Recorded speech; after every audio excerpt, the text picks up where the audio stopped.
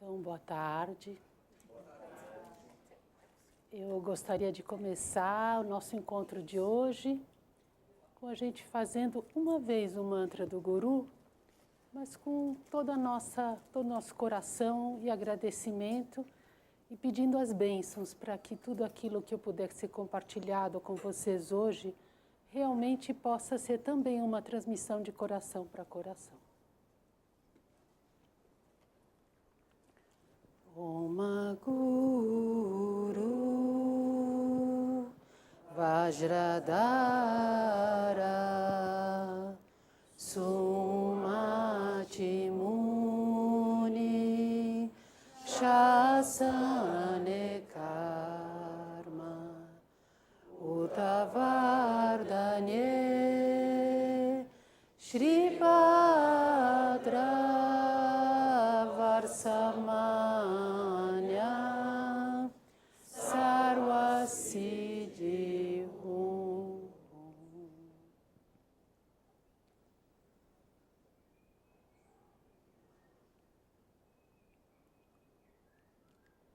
Bom, é muito bom estar aqui com vocês. E sábado passado, quando a Simone me pediu para fazer uma palestra, me deixou solta, assim, livre, leve e solta. E lógico que eu pensei em contar a história do Centro de Dharma, dos 15 primeiros anos, vamos dizer, gestação, infância e adolescência. Se saiu da adolescência, agora não é mais problema meu, porque já saiu de casa, né? Então, vamos lá. Lógico que quando a gente escolhe contar 15 anos, é muito difícil saber quais fatos contar. Então eu pensei assim, em primeiro lugar eu vou contar aquilo que só eu podia contar. E as outras coisas, as que vocês podem ler, eu convido vocês a lerem. E esse daqui é o livro do Lama Gangchen Rinpoche, que seria muito legal a gente ter traduzido em português, que conta a história do Rinpoche. E a gente aqui tem algumas fotografias do Rinpoche na Índia, nos anos 70, também na Índia, em 63, quando foi a primeira vez que ele veio para a Grécia, para o Ocidente. Não, desculpe, quando ele veio do Tibete, a primeira vez que ele chegou na Índia, né? Depois para a Grécia vai ser mais para frente. É incrível, né? A gente quero compartilhar com vocês e a gente assistir essa história. Eu vou me emocionar muitas vezes. Mas essa história do Rinpoche, sozinho, mais ou menos sozinho, sempre com seus mestres, o seu grupo, mas ainda sem toda a sua turma que está hoje com ele, né? Nesse sentido, pode deixar aqui. Nesse sentido de ser o Rinpoche sem todos os seus amigos do Ocidente. Essa a imagem que eu queria trazer para vocês. E atrás dele toda a linhagem de todos os mestres. E que incrível que tudo isso é que chegou até nós. E quem trouxe, quem criou essa primeira semente para que tudo isso chegasse para nós foi a Mônica. A Mônica Benvenuti, que mora em Albaniano agora, que encontrou com Lama Gangchen, não dá muito boa fotografia, mas alguma imagem se tem, numa feira hippie, que eu encontrei nos livros como uma feira semanal. Eu até hoje entendi que era uma feira hippie, mas era um mercado em Goa, na praia em Goa, em 1986. Né? Então, o que o Rinpoche fazia com a sua barraquinha era atender as pessoas e curar as pessoas com a medicina tibetana, com as blessings, com as bênçãos.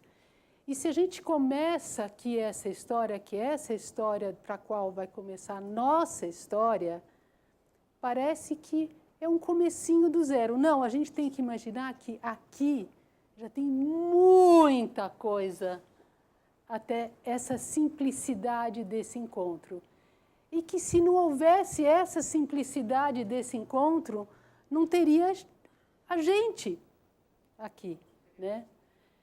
Então, a Mônica, brasileira, casada na época com o Cláudio Bianchi, italiano, estão de férias em Goa. E a Mônica encontra com o Rinpoche, lógico, se tem uma grande conexão, está muito feliz de encontrar com o Rinpoche, e pergunta, solto, mas você não gostaria de vir uma vez para o Brasil? E o Rinpoche falou que sim, e passou-se mais, acho que 1 ano, alguma coisa assim. Então, a Mônica encontra de novo o Rinpoche na Itália, em Gubbio, e vem para o Brasil. Quando chega no Brasil, com essa ideia de como eu trago um lama para o Brasil, conta para um astrólogo, que era o Monsieur Charette, que gostaria de trazer um lama tibetano para o Brasil.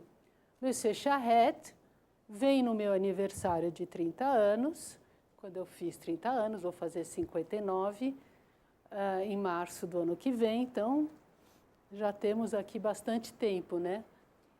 E fala para mim, olha, eu trouxe, aí traz o Cláudio e a Mônica num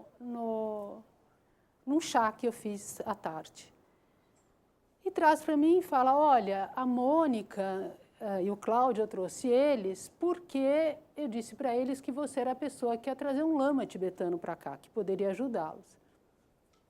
E eu não tinha ideia nem do que era um lama e nem aonde ficava o Tibete, eu não tinha ideia nenhuma. Mas tinha uma coisa muito especial com o Monsieur Charette, com quem eu já estava estudando astrologia.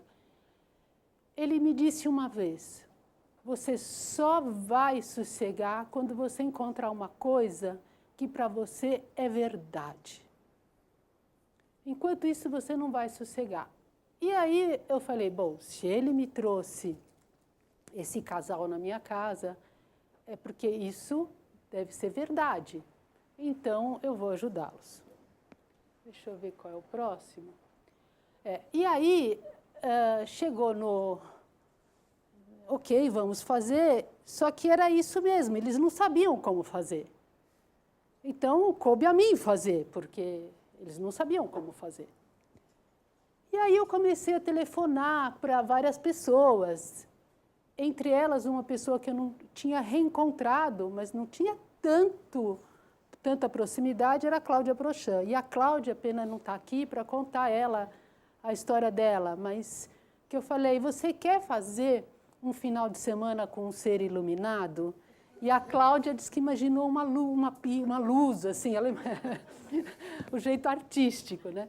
Então, eu não sabia como explicar o que era o final de semana, eu tinha entendido na minha cabeça que ia ser tudo muito simples.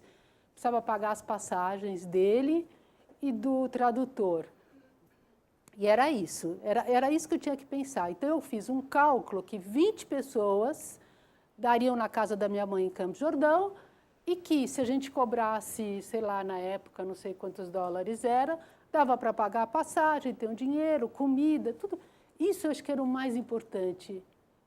Foi tão simples, tão simples. E comecei a telefonar para uma pessoa ou outra, também não é que eu tinha lá muitos contatos assim, e a verdade é que formou-se esse grupo de 20 pessoas, e a pessoa que a gente... enfim, deixa eu fazer mais curto. Apareceram as 20 pessoas para o retiro. Só que antes disso, nós fomos para Ilhabela. É muito difícil contar essa história sem entrar um pouco na minha história pessoal. Assim, quando você vai contar uma história de uma instituição que já foi criada, você tem a história já da instituição. E eu fiquei pensando, como é possível contar essa história sem contar um pouco da minha história pessoal, né?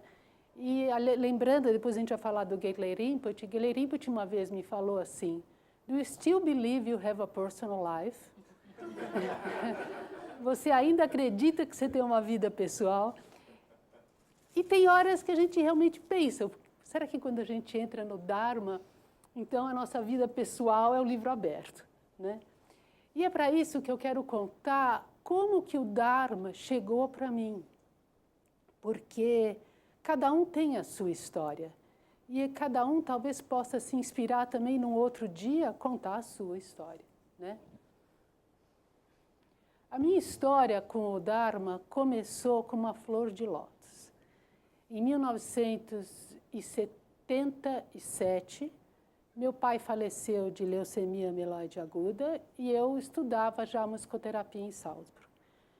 E foi tudo muito rápido, no sentido de que eu tive que voltar para estudar uma semana depois que ele faleceu, porque tinha o currículo, tinha a obrigatoriedade de estar presente. E aí, quando eu voltei, eu vi tudo igualzinho, e eu me lembro que esse era um fator muito importante. Voltar para Salzburg é ver tudo igual. As flores são as mesmas. Eu acho que até hoje o preço do tram vai ser o mesmo. Assim, eu visitei Salzburg muitos anos depois, encontrei tudo mesmo. E essa sensação de que meu pai tinha morrido, minha vida tinha mudado, e eu encontrei tudo igual, era um choque. É como se eu não conseguisse, tipo assim, não combinasse, não combinava tudo, né? Porque eu tinha mudado muita coisa dentro de mim. E aí eu fui fazer um final de semana com não era um monge beneditino, era uma coisa assim meio moderna. Nós estamos em 77, a gente já fazia tai chi, fazia várias coisas assim que hoje em dia chegaram aqui. Bom, aí ele, quando terminou, a gente ficou escutando, não sei se eram uns cantos gregorianos, era uma música e cada um num canto, e eu escolhi ficar desenhando uma flor de lótus. E era grande assim, e eu fiquei desenhando as pétalas muito tempo. Aí ele veio para mim, disse que representava a integração do meu feminino com o masculino, da mãe e o pai. Eu escutei tudo aquilo, não senti nada assim muito especial do que ele disse, enrolei o desenho e voltei para casa e fui encontrar com a Meg, que era uma amiga minha, que era professora também no Instituto Orff, onde eu estudava, e que tinha vindo de Macau. E a Meg, Macau, portuguesa, virou para mim e falou: ora pois, vai atrás das suas flores de lótus. Em Hong Kong tem muitas delas. Bom, aí aquilo me ressoou como alguma coisa que eu precisava fazer. Eu não ia conseguir ficar estudando ali naquele ritmo austríaco-alemão, eu precisava fazer alguma coisa maior. Bom, aí então, resumo da história, e vocês vão ver na minha vida, as melhores coisas mudam em um mês, minha vida muda em um mês, né? Em menos de um mês, eu estava indo para morar em Hong Kong, onde morei 5 meses, fazer tai chi com o mestre da Meg em Macau. Nós estamos em 78.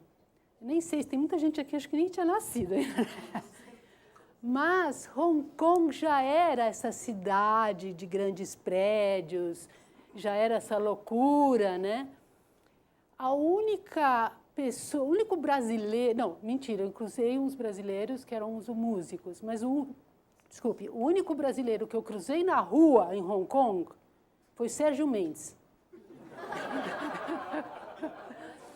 Vocês imaginarem que não tinha quase ocidentais, né, ingleses. Bom, eu vim de uma família, realmente uma família rica, meu avô fez as indústrias Vilares, enfim, é um belo de um patrimônio atrás de mim, então vocês imaginam que foi para minha mãe, a filha está morando em Hong Kong, aprendendo tai chi. Essas puxam outras histórias, mas eu vou parar aqui. O fato é que passaram 5 meses e eu visitava todos os dias os templos, ficava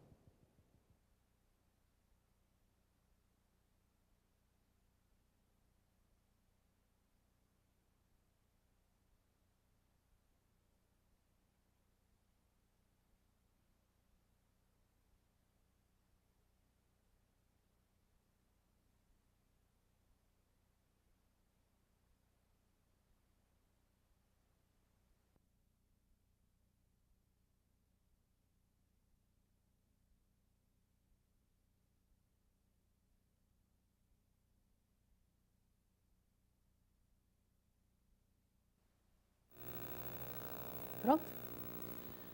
Bom, eu não sentia nenhum arrepio, eu gostava de ficar. Eu ficava horas, fazia tai chi de manhã, ficava passeando pelos templos durante o dia, visitei todos os templos e à noite fazia de novo tai chi num bairro na periferia de Hong Kong. Vocês não podem imaginar o que era. Eu ia ter aula particular com o mestre no final da tarde. Eu era a única ocidental. Bom, aí chegou um momento onde eu tive um chamado bastante significativo da minha mãe, então eu vi que eu tinha que voltar. E nesse meio tempo eu falei, eu quero ainda ir visitar um templo que eu não fui, que é no meio da ilha de Lantau. Eu morei na ilha um tempo também, nós temos Hong Kong lá. A ilha de Lantau, aquela época, não sei como era, de balsa era 2 horas, 1h30, 2, né? E hoje tem o aeroporto internacional, eu achei, quando eu fui ver, eu falei, nossa, como mudou tudo, né? E aí eu queria ir no centro da ilha, que tinha um templo que eu não tinha conseguido ir, que era bem mais, tinha que viajar de ônibus, era mais complicado. E quando eu cheguei nesse templo, eu morro de vontade de voltar lá, que esse templo chama Polim. Atrás, assim, tinha um vitrô, tinha um Chenrezig que não é esse. Eu tenho a foto dele, só que nessa pressa eu não conseguia achar. Mas tinha um Chenrezig de 1000 braços. E quando eu olhei aquilo, eu falei, é isso que eu estou procurando. Eu fotografei, mas a sensação que eu tive assim, é isso, agora eu posso ir embora daqui. Fui embora, tudo sozinha, né, gente? Não é que eu estava lá de amiguinho, não, sozinha. Aí voltei e tal, guardei a experiência, voltei para o Brasil. Aí, quando volto para o Brasil, na primeira iniciação, depois nós vamos voltar um pouco à história, mas a primeira iniciação que eu fiz com o Rinpoche foi de Chenrezig que abre os olhos. E conforme ele foi passando as cartas dos auspícios, cartas, né, aquela das iniciações, tinham as flores de lótus, que não é essa carta, mas é semelhante. E eu via as flores de lótus, eu falava assim, essas são as flores de lótus. Era aqui que eu estava procurando. Inocentemente, eu perguntei para o Rinpoche, se eu fui atrás, contei rápido a história, enfim, ele falava pouco inglês, eu muito menos, significa que a gente tem uma conexão kármica? E o Rinpoche ria, tal, sim. Bom, agora eu vou para vocês para uma outra história, que só eu posso contar. A minha versão, um dia vocês têm que pedir para o Dani contar a dele.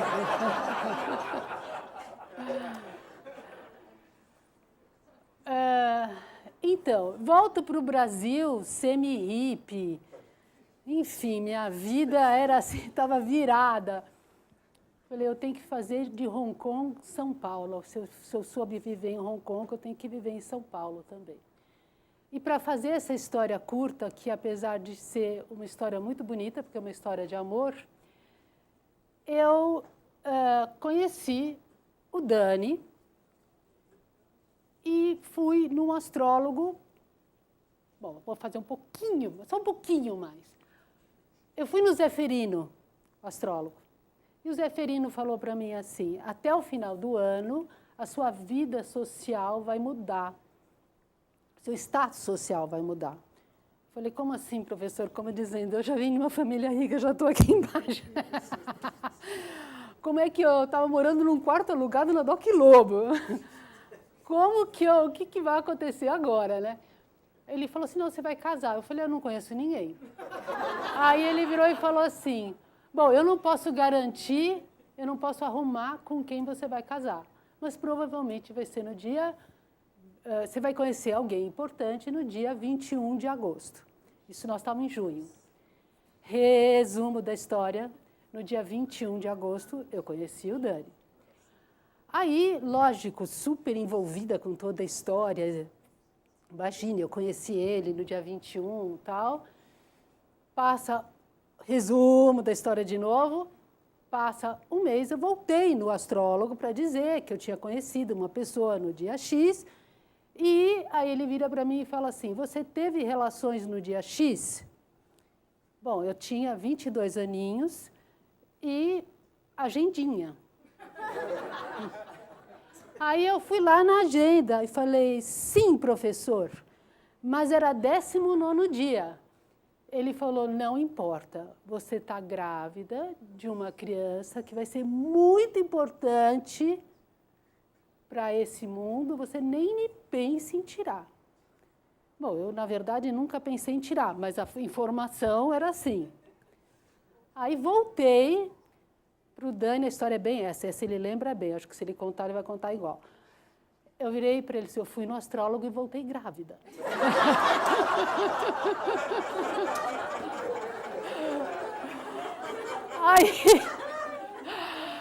Bom, aí, resumo da história, fez o exame, sim, só que a gente se conhecia há um mês. É verdade, eu tive um sonho, para dizer que eu não tive um sonho, eu tive um sonho antes disso, que eu estava grávida num acampamento. Então, uma situação bem, vamos dizer, desprotegida, né? Bom, aí, resume a história de novo. Então, o Lama Michel nasce de alguém que eu conheci há um mês, né? Essa história, esse é o Dani. Muitas pessoas perguntam assim, né, brinca, porque vocês sabem que a gente super se gosta, Daniel, mas a gente tem muitas diferenças. Então, é assim. E aí, uma vez um geisha perguntou assim para mim, mas vocês brigam tanto? Como vocês não se conheceram? Eu falei, não, Rinpoche, a gente não deu tempo, porque o Lama Michel ia ver que a gente ia brigar muito, falou assim, vou entrar antes que eles desistam aqui. Porque hoje é claro que ele é o pai, eu sou a mãe e tal, né? Mas ele tinha que se garantir, depois a gente que se vira a vida inteira, mas ele tinha que se garantir, né? Bom, enfim, Lama Michel nasceu. E uma das coisas que foi interessante preparando essa aula foi ver como as coisas ocorrem ao paralelo, né? E eu achei, anos depois, essa foto, que é uma foto que eu estou com a mão no cabelo assim, e atrás está o Dani olhando para mim. Isso porque, quando nós éramos crianças, os pais dele, ele alugava uma casa em Campos do Jordão de novo, logo acima da nossa. E eu me lembro alguma coisa, assim, mas eu não me lembro muito. E depois a gente achou, quer dizer, da foto toda tem essa cena. E esse aqui são os primeiros dias do Lama Michel, com 2, 3 dias. Tá. Bom, eu tentei selecionar algumas histórias do Lama Michel de criança, então eu selecionei 3. Primeiro, eu quis trazer o lado poeta dele. Ele realmente ficava muito quieto, como ele mesmo fala até hoje. A gente ficava muito quieto, como a gente fica até hoje. E, de vez em quando, ele soltava umas. Essa primeira aqui em cima, que eu escolhi um pôr do sol, a gente estava na Marginal, muitas conversas aconteciam na Marginal. E aí ele falou assim, mãe, por que que o sol se desmancha quando ele vai dormir?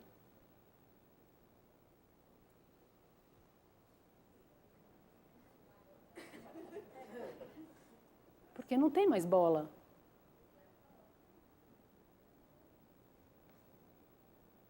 Serve como aqueles poemas japoneses, né? Haiku. Bom, a outra que eu separei foi um dia, isso tudo antes dos 4 anos, que era antes da Fernanda nascer. Isso eu lembro sempre assim, as coisas para lembrar quando a Fê não tinha nascido. Que ele entrou em casa correndo, mas assim, mãe, estava chovendo. Você tem que fazer alguma coisa. As árvores estão pedindo socorro.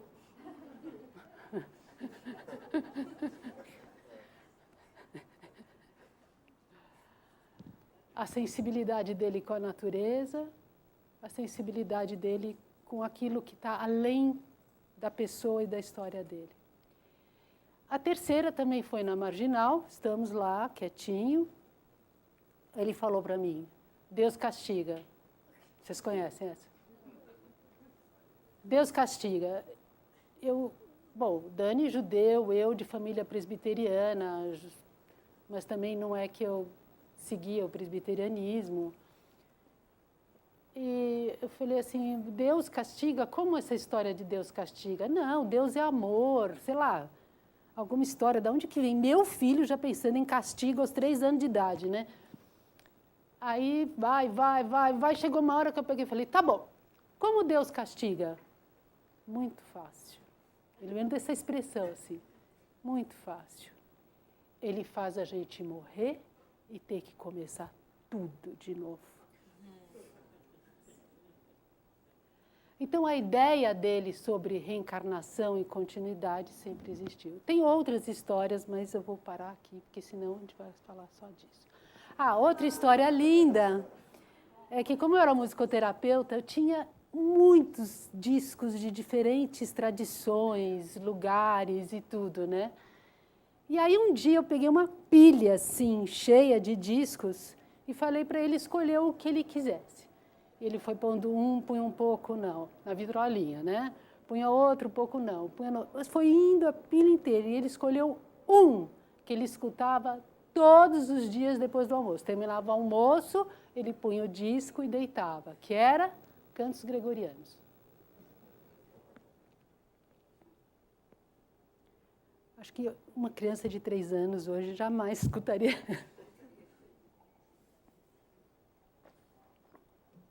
Agora a próxima é um presente para vocês, que quem já viu sabe que eu não mostro essa foto, mas dado o presente de aniversário, tem alguns presentes.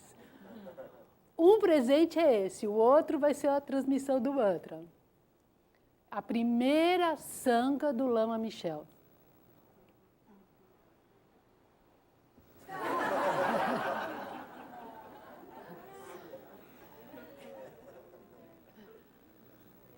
Dá para vocês perceberem a amorosidade, né?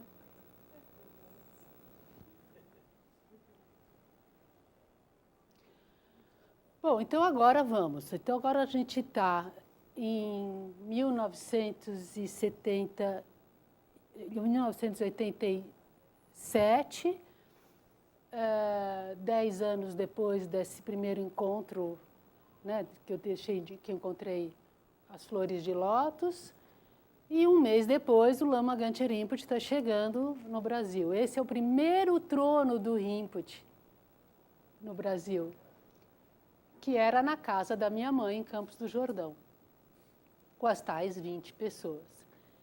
O que eu acho que é interessante a gente lembrar aqui, que até 87 não tinha os manifestos após a Revolução Tibetana.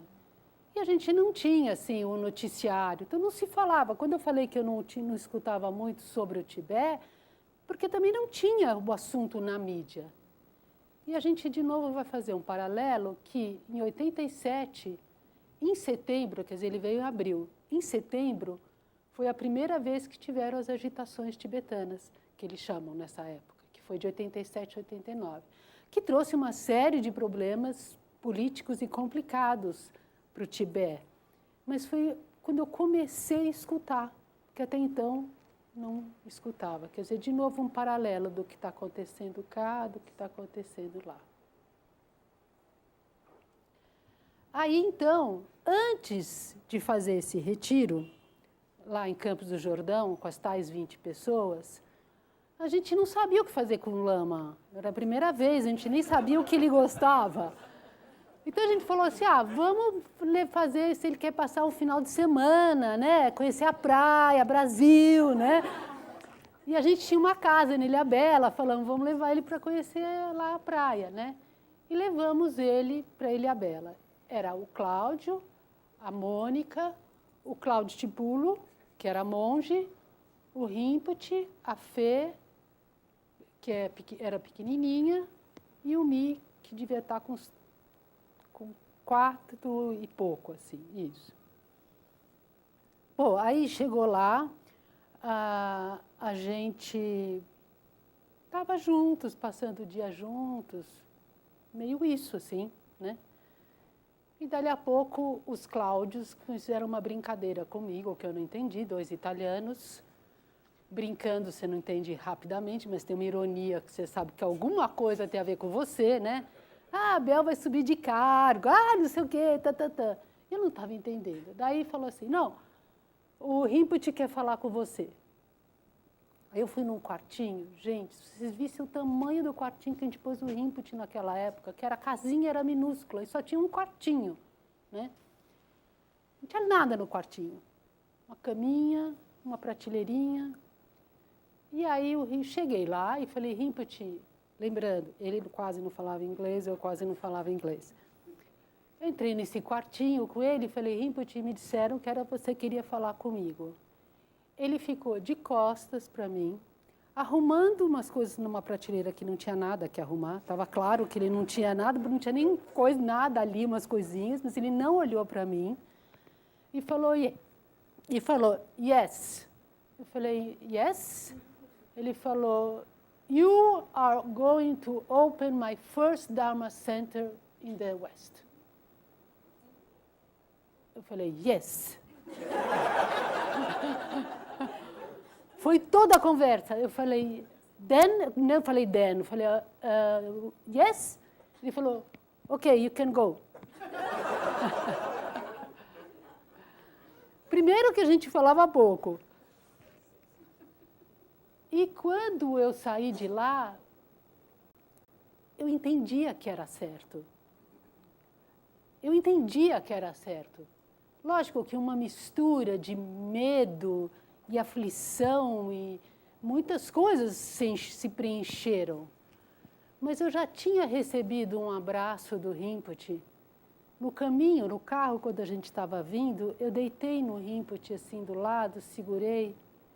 E eu posso dizer para vocês que foi a primeira vez que eu senti um amor puro.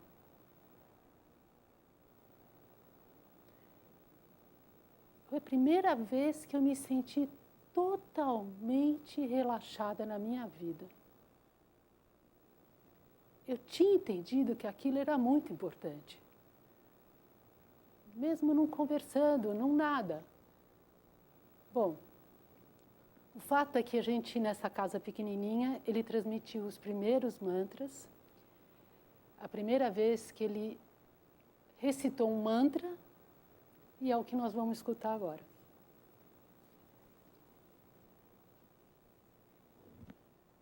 Que bom que eu já tinha meu gravador e fotografava. Repetir um mantra. Om. Muni. Mahamuni. Shakyamuni. Soha. Om. Muni. Mahamuni. Shakyamuni. Soha. Om. Muni. Mahamuni. Shakyamuni. Soha. Ahora vamos a repetirlo juntos y el significado va a explicar después.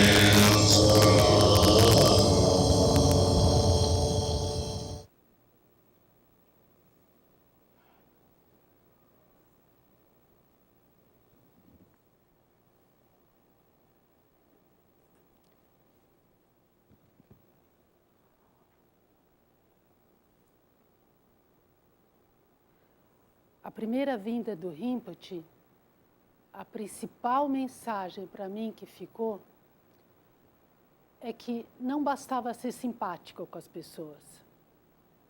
Era preciso beneficiá-las. E que não era fácil beneficiá-las. Essa foi talvez o ensinamento que mais entrou na minha consciência. E eu conheci a minha família do Dharma. A Mônica, Cláudio, Franco, filha da Mônica. Bom, fica muita emoção e eu começo a esquecer nome, normal. E a gente começou a viajar, a gente começou a ir para Katmandu, conhecer o mundo espiritual de lá. E, na verdade, era tudo uma grande aventura, era uma coisa assim, vamos lá, vamos ver o que tem, vamos... Não se pensava muito se eu estou escolhendo esse ou aquele caminho. Ah, teve uma coisa importante, sim, muito importante, várias. Uma, que quando terminou o retiro em Campos do Jordão, o Rinpoche me falou, agora você vai sair por aí dizendo que você ficou budista e ninguém vai entender nada.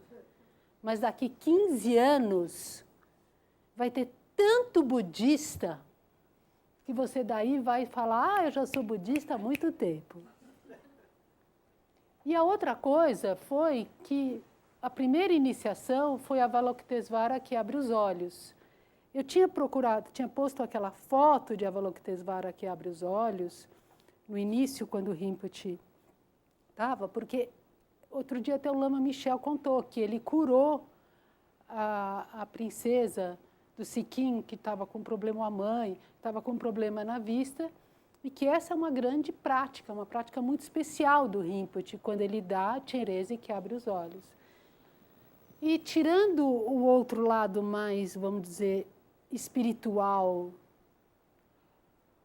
eu, depois que o Rinpoche foi embora, abri os olhos para que nada mais do que eu estava vivendo, a não ser meus filhos, eu queria. Deu nessa. E a verdade não era nem se abrir um centro, não abrir um centro. A verdade, assim, é essa coisa de você se encontrar com algo que é tão forte que você não consegue mais se referenciar com as outras coisas. Nem com o casamento, nem com o que eu estudava, trabalhava, só queria meus filhos. Bom, deu nessa. Aí, no mesmo ano, o Rinpoche vai, pela primeira vez, ele retorna ao Tibete, depois, pela conta que eu fiz, de 24 anos. Então, vocês veem como estava tudo se abrindo em 87. Depois, 2 anos depois, o Panche Lama fala, ele encontra com o Panche Lama e 2 anos depois, quando o Panche Lama falece, a gente está em Katmandu. Tem uma história do Panche Lama, a gente tem horário para terminar? Ou...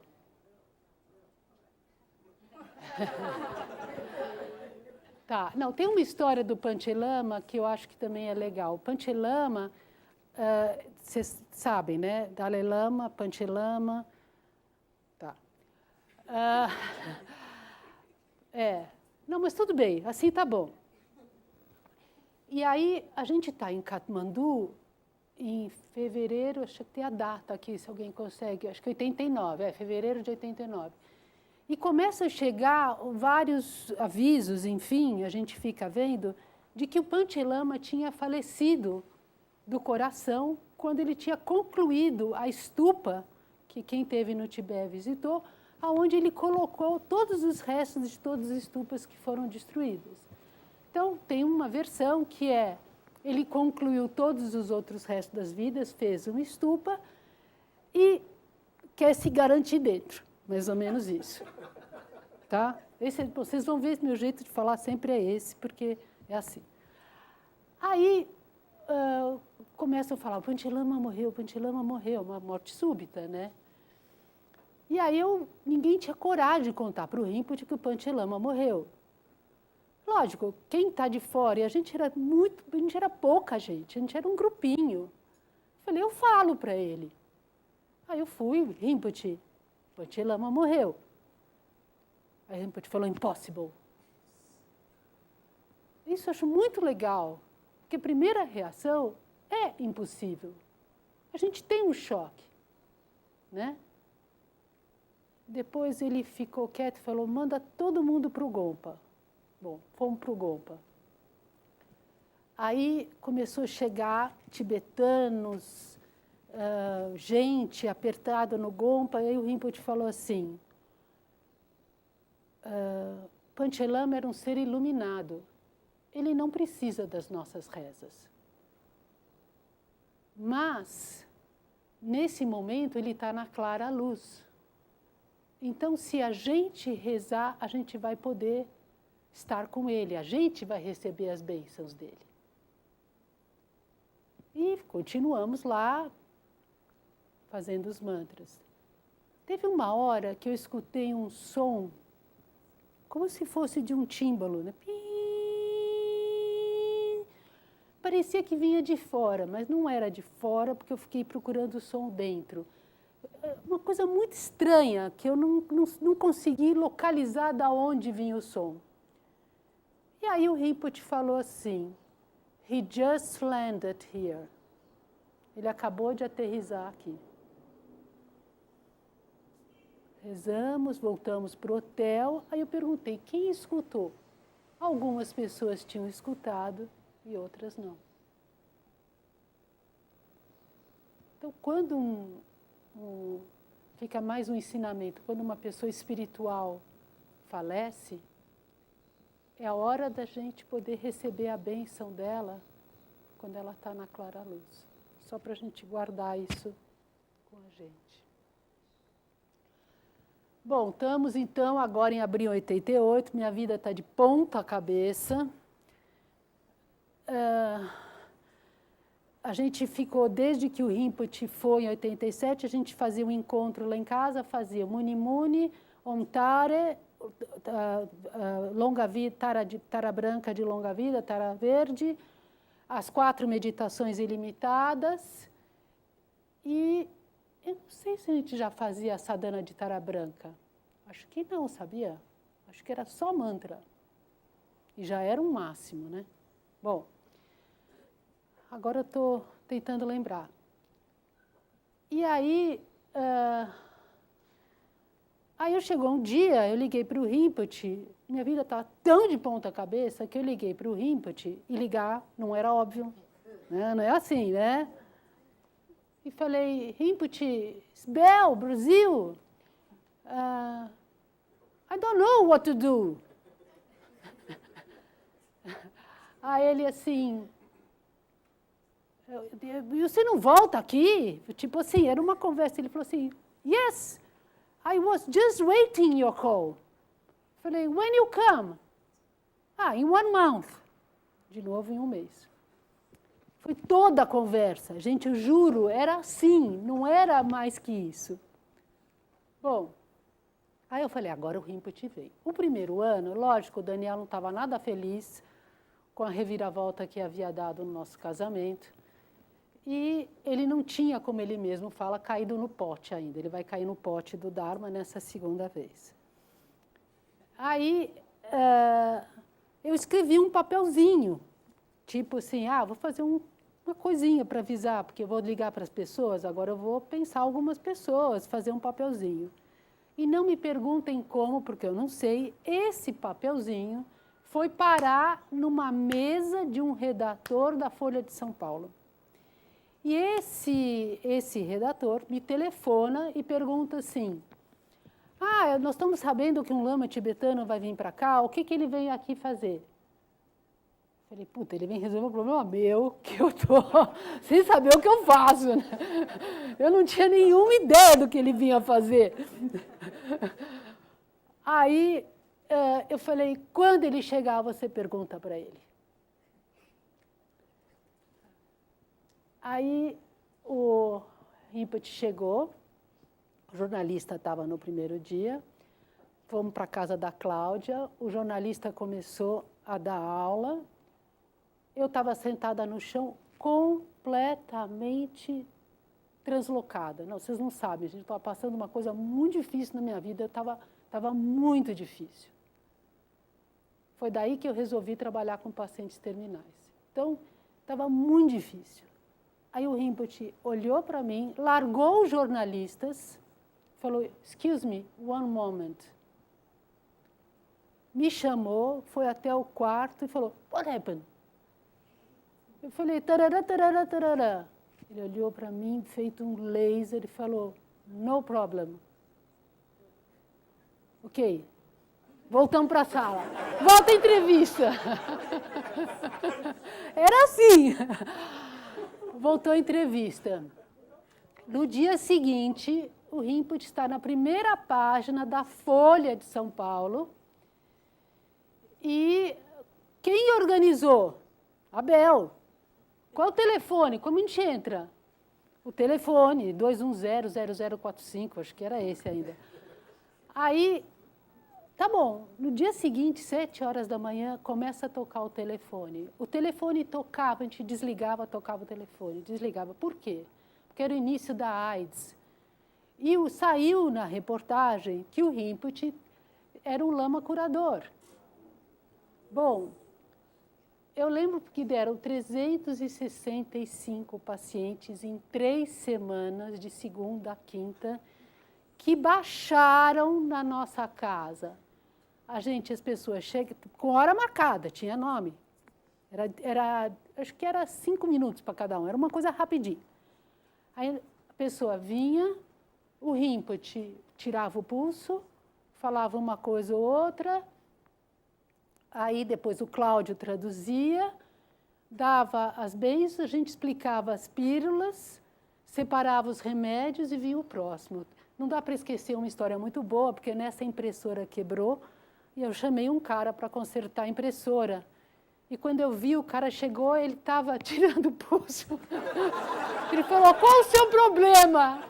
Ele falou, eu vim consertar uma impressora. Para vocês verem como era toque de caixa, é isso que eu quero dizer. Bom, aí depois dessas pílulas da água e do creme, que era o que a gente dava.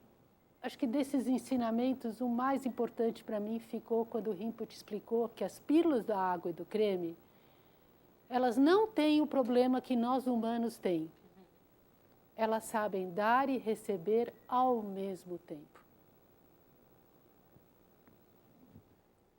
Rinpoche falou que ia fazer 10 anos cuidando do corpo, 10 anos da palavra e 10 anos da mente. Aí nós fomos fazer a iniciação de Tara Branca. E começou a chegar muita gente, imagine, com todas aquelas pessoas, quantas pessoas não queriam ir para fazer os retiros.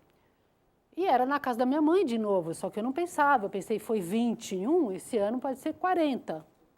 Foram 95 em um e outro final de semana 92.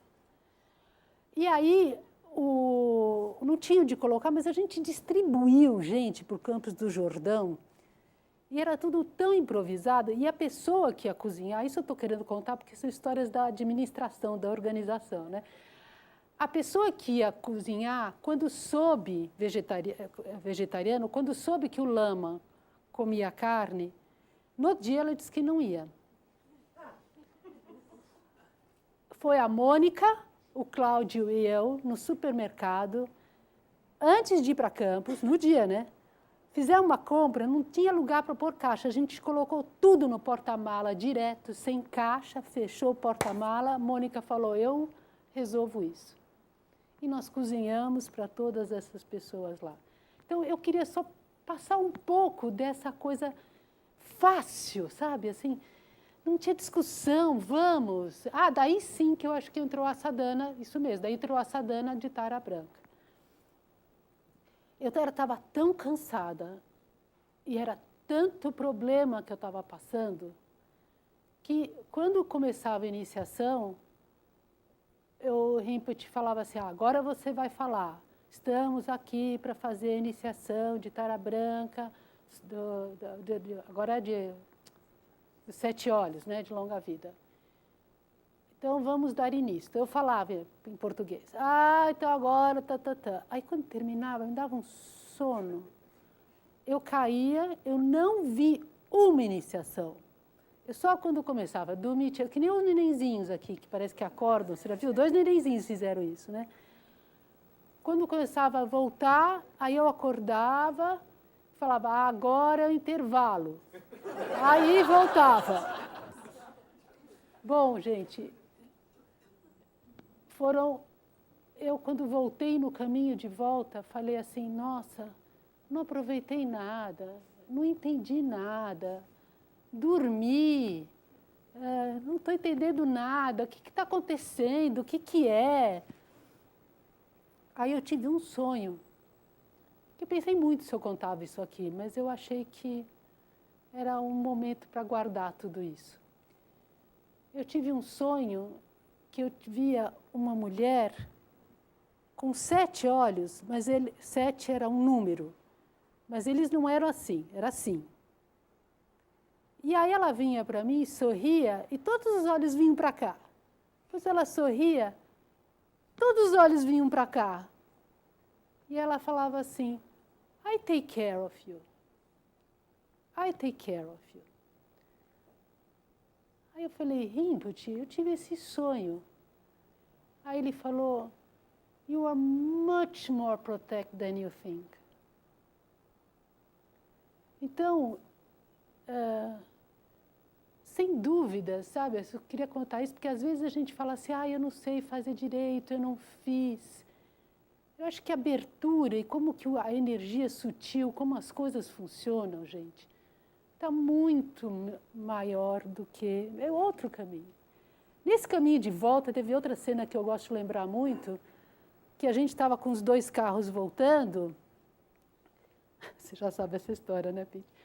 A gente estava com os 2 carros voltando, e aí a Mônica pediu para abaixar o vidro, que o Rinpoche precisava falar. E a gente na Dutra, abaixou o vidro. Aí, que foi? Você está com a chave de casa? Eu, não! Então, eu quero te dar a chave, porque você vai chegar antes, alguma história precisa pegar a chave. Aí o Rinpoche pegou a chave e ia me jogar no ar de um carro para o outro. Não, Rinpoche, não faça isso, por favor. Ele me viu tão desesperada que não fez. Isso só para lembrar um pouco. O Rinpoche. Tudo é possível, meu, tudo é possível. Bom, outra coisa que essa foto é muito importante é que aqui, eu não sei se vocês já viram, mas a gente tem um pedaço de um crânio dele da última vida, que vocês já viram? Quem já viu isso? Ninguém? Ah, dos 80, exatamente, quem é da geração 80. Esse é um pedaço de um crânio da última vida do Rinpoche, quando foram cremados, né, o corpo, e abriram, enfim, e encontraram esse pedaço do crânio com essa Dakini dançando. E essa é a iniciação da Tara Branca dos 7 Olhos na segunda vez que ele veio.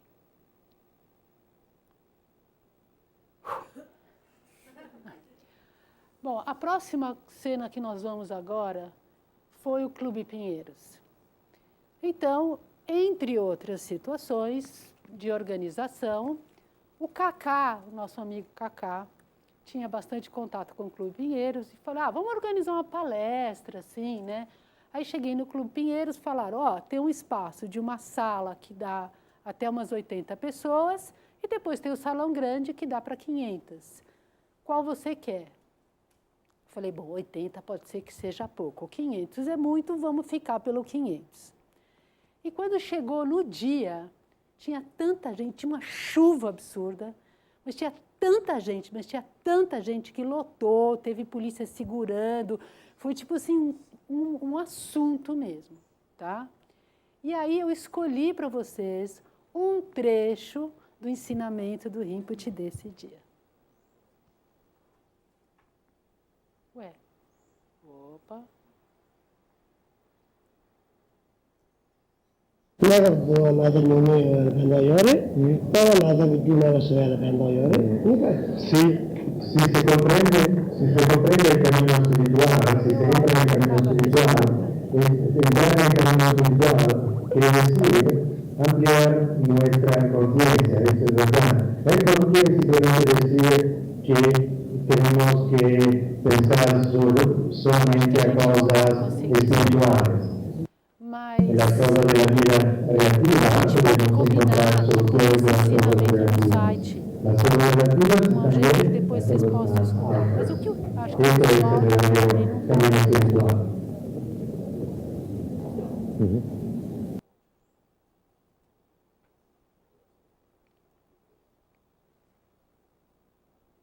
Pode? Tá. Então, o que o Rinpoche estava falando, que o Cláudio estava traduzindo, ele falou várias coisas nessa palestra que vale a pena a gente depois escutar um dia com calma. Mas ele falou assim, que quando a gente tem um problema, a gente vem pela direita, a gente deixa o problema à direita. Quando o problema vem pela esquerda, a gente deixa a esquerda. Que a gente não pode deixar o problema, está no oráculo, essa frase, que a gente não pode deixar o problema vir para o meio, senão ele arrebenta a gente. Aí eu perguntei, mas Rinpoche, e quando o problema cai de frente? Ele falou, quando um carro está numa estrada com neve e cai uma avalanche, ele tem que parar o carro, pôr meia neve para um lado, meia neve para o outro, e daí ele pode passar. Então a gente começava a brincar. Telefonema, problema à direita? Deixa à direita. Fofoca, de trás, problema de trás, deixa atrás. E eu acho que isso é um dos ensinamentos que até hoje a gente tem presente do Rinpoche. Bom, aqui a nossa turma do 2º ano. Essa foto que eu acho que é realmente memorável, o Cláudio Bianchi, que não tinha visto ainda. Os dois bem sujinhos.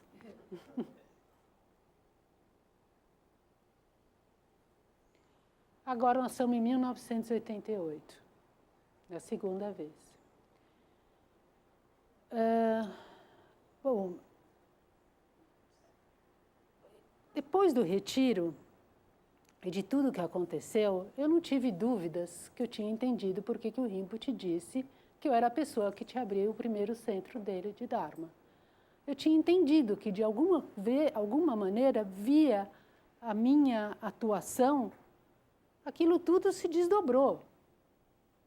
Então, ok, então vamos fazer. O fato é que foi a primeira vez que eu recebi um dinheiro líquido da herança do meu pai. Nós estamos em 88, meu pai morreu em 77.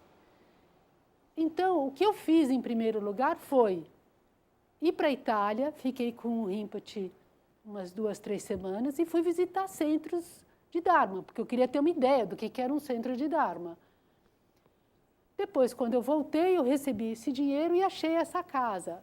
Se vocês lembram, nessa época, a gente está com a inflação que a cada mês aumentava muito, era uma diferença muito grande. E quando eu achei essa casa, eu falei, essa casa era possível, porque dava para fazer esse gompa, e dava para comprar, era mais ou menos essa a história. E aí compro a casa e aviso o Rinpoche que eu comprei a casa, né? E aí ligo para o Rinpoche e falo, agora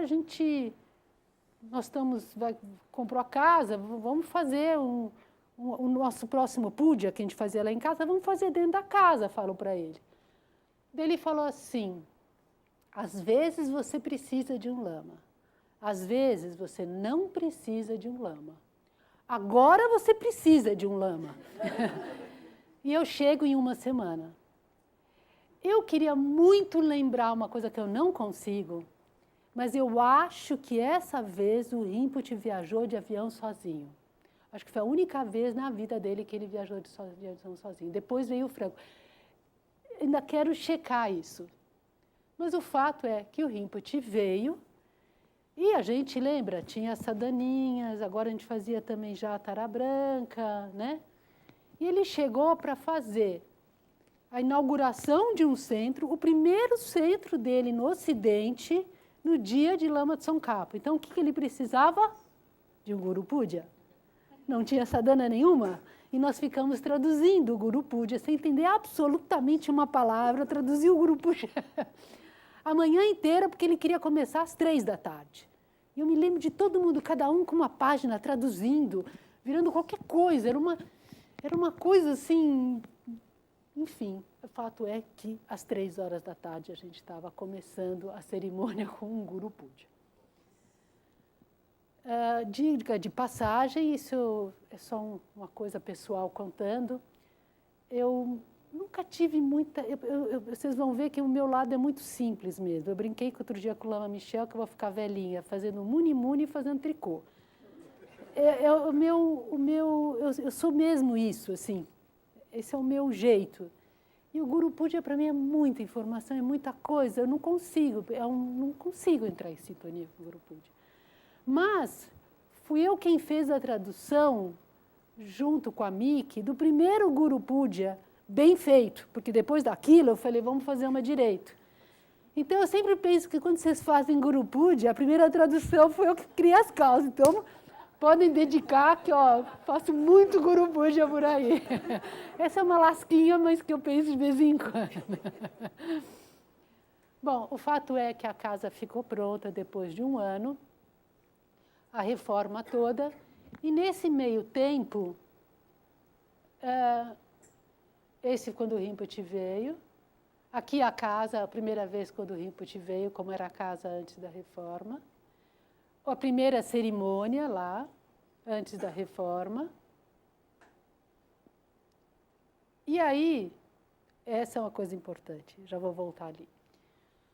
A verdade é que estamos na casa antes da reforma, eu com o Rinpoche, e como o Lama Michel outro dia falou, anteontem, que não tem franchise, né? Cada centro é um centro. Caiu muito bem ele ter dito isso. Porque estou com o Rinpoche com uma lista de coisas, perguntando, porque eu já tinha visto alguns centros de Dharma em julho, nós estamos em dezembro. Falei, Rinpoche, que tamanho é um trono? Que cor são as paredes? O que põe no chão isso? Como que não sei o quê? Comecei a fazer umas perguntas. Aí o Rinpoche tinha um pedaço de bolo, ele pegou o bolo, falou assim, You did this. Yes. Vou falar em português, se bem que merece o jeito do inglês do Rinpoche, né? Você fez esse bolo? Sim. Está muito bom. Até agora, você fazia as coisas, você precisava que as pessoas te diziam, sim, muito bom o seu bolo. Agora, I free. You are free. Eu te libero da necessidade de você precisar receber reconhecimento das coisas que você faz. Você vai fazer tudo do seu jeito.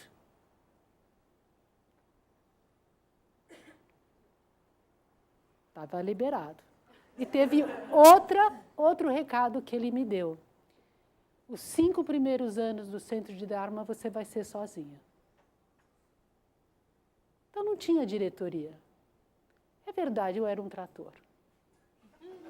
Quem me conheceu por bons anos, mas a verdade é que era assim.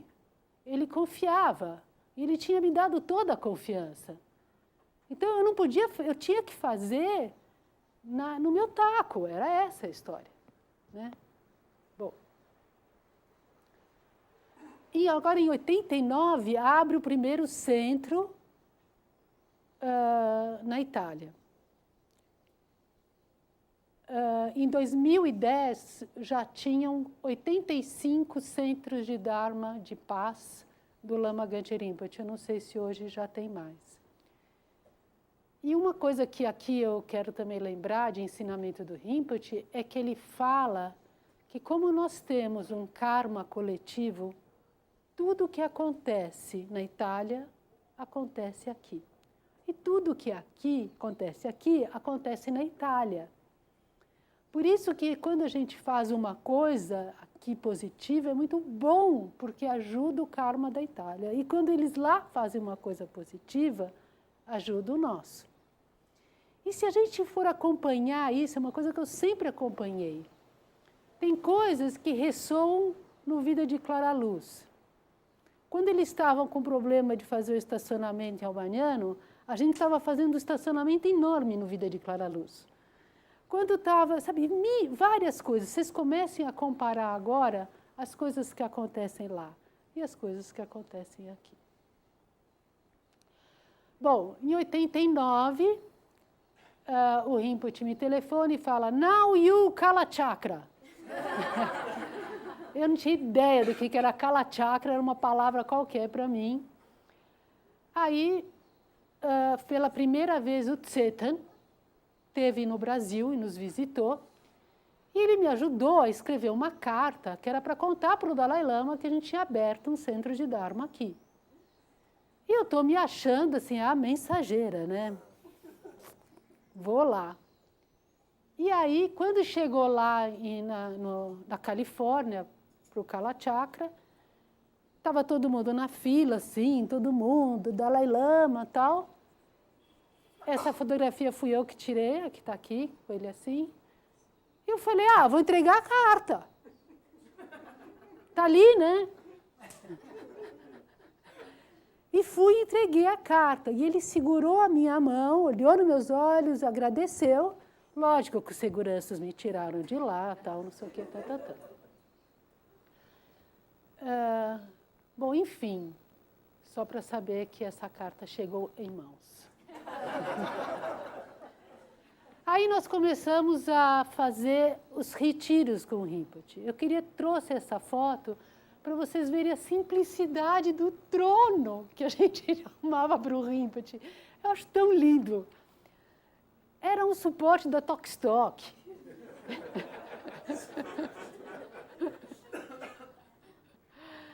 E esse retiro foi muito importante, que a gente fez Vajrasattva, Vajrayogini, foi muito importante, lógico que foi.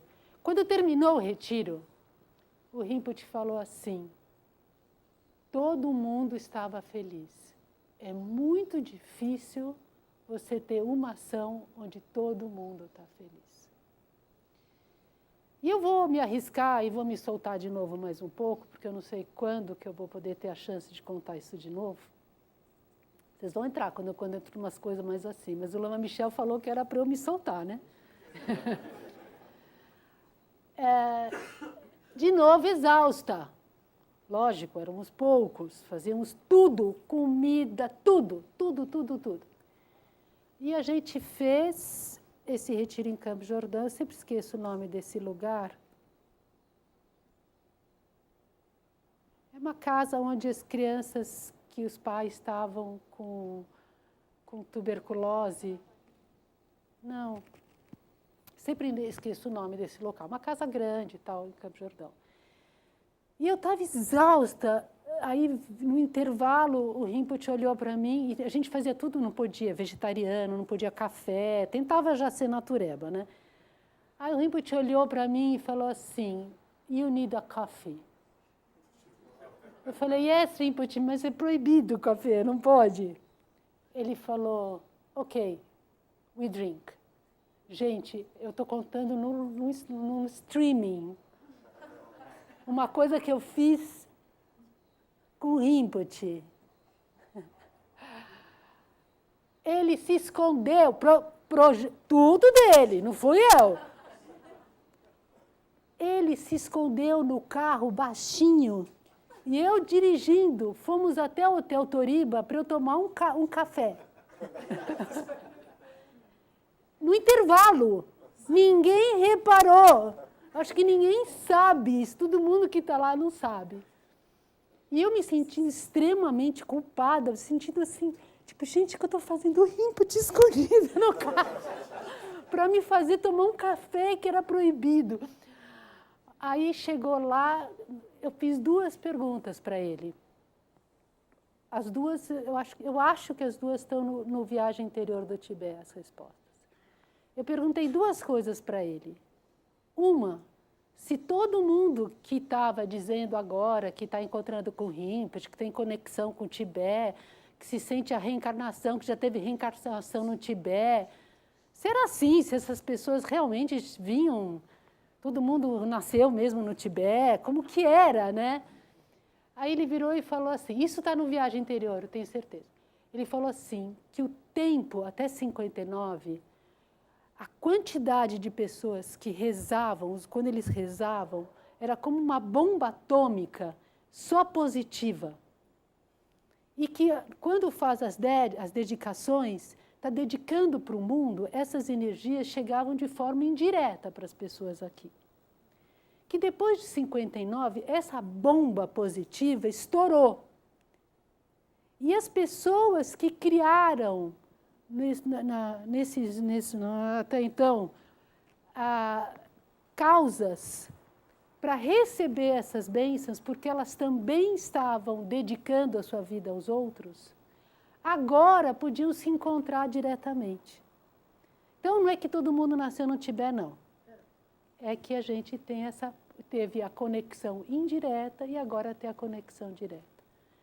E a outra pergunta que eu fiz para ele é se era que todas as divindades tinham sido seres humanos. E ele falou que não. Ele falou que as divindades mais altas, quando uma energia é positiva, ela é tão poderosa que dela nascem outras divindades. Então, que essa era as divindades maiores. Bom, valeu a pena contar o cafezinho. Voltamos e estamos de novo aqui. Aí, lógico que minha vida continuava complicada. E eu já estava morando no centro de Dharma, já estava separada, e o Rinpoche viu minha situação como estava e falou, não, você vai viajar comigo 2 meses. E me levou 2 meses para viajar com ele pela Ásia. Nesses 2 meses que a gente viajou pela Índia até Katmandu, a gente passou pela primeira vez também em Borobudur. E o Rinpoche falava assim para mim, agora, é muito importante para o futuro. Porque eu falava, Rinpoche, eu já estou pouco com meus filhos, e eu ainda vou viajar 2 meses? Ele falou, não, mas é muito importante para o futuro. Bom, então aí vem a história. A gente foi a segunda vez que o Rinpoche foi para Borobudur, isso em 89, a primeira vez que a gente foi lá, só para vocês verem a farra que a gente fazia lá em cima, com as velas, queimava tudo. E como a gente era um grupo pequeno, como a gente ficava todo mundo deitado, relaxado, e essa atmosfera calma de Borobudur. Aí aqui tem o grupo dessa viagem, né? E eu escolhi essa foto, a próxima também, porque tem alguém Lapa que o Lama Michel sempre fala, né? E essa foto que é genial, né? Que realmente ele está num tapete mágico, né? E as cerimônias todas, e a gente estava no início da construção, quando ficou pronto a casa em Seramé. Na verdade, o que eu estava indo lá era inaugurar a casa onde o Lama Michel depois ia morar. Quer dizer, eu inaugurar, estava fazendo parte. Bom, aqui tem a nossa turma de formandos. O Lama Michel adorou outro dia que ele viu essa foto, que ele conhece cada uma dessas pessoas. A gente sempre conta a história do Pempa que ele conta também, né? E aqui do meu lado está o mestre do Genlapa, né? Tem a Cláudia lá atrás, a Hilária, a Carmen, Francesco. Essa era a turminha. Bom, aí volto para o Brasil. Agora, na verdade, essa é uma parte que eu estou um pouco confusa na minha cabeça dessas viagens. Eu fiquei tentando lembrar, me faltaram uns arquivos para eu poder checar. Então, não importa aqui o tempo. O fato é que depois que quando eu fui para o Kalachakra aquela vez, eu queria encontrar o Lama Zopa, porque eu via falar do Lama Yeshe, eu tinha uma conexão, eu sentia muito bem com o Lama Yeshe, eu sabia que o Lama Zopa estava lá e queria ir. E aí também, com esse jeito, a carta te vira sozinha brasileira, o fato é que eu consegui chegar no Lama Zopa. E aí tive uma horinha com ele e convido ele para ir para o Brasil, né? Sem falar com o Rinpoche, nada, vocês estão entendendo, né? Tipo, oba, mas tem uma chance aqui. Olha o grau de confiança do Prati. Aí o Lama Zopa falou assim para mim, olha, eu sempre escutei Brasil, Brasil, Brasil, mas ninguém nunca tinha me convidado. Você é a primeira pessoa que está me convidando. Então, eu vou. Mas eu acho que não vou só eu. Eu quero convidar também o meu mestre, Geshe Sopa. E continuamos conversando lá mais um pouco. Uma das coisas que aconteceu nesse dia também foi que o Lama Zopa me deu umas pílulas e falou, essas você vai usar no topo da cabeça quando uma pessoa estiver morrendo. Eu não tinha ideia ainda de trabalhar com paciente terminal, nada. E aí ele fez toda uma transmissão em suspiro, que é, suspiro não, é sussurrada, para eu pôr essas pílulas. Você vê como essas coisas todas, mesmo não entendendo nada, tudo ia acontecendo, né? E depois que terminou isso, entrou o Geshe Sopa no quarto dele e falou, Geshe Sopa. Bom, foi um mestre do Dalai Lama. E eles lá ficaram conversando e se organizaram. Não, então eu vou primeiro, depois você vai. Foi tudo que eu entendi da conversa. Bom, voltei, eu estou agora nessa época, em outubro, não me lembro, acho que essa viagem foi um pouco depois, então eu não consigo encaixar. E aí recebo um telefonema do Lama Zopa falando, você falou que você queria que eu fosse para o Brasil? Eu estou indo agora. Eu falei, tá bom. Você acha que você discutir? Não. Desligou. A casa não estava pronta, não tinha o que inaugurar, não tinha casa, não tinha centro.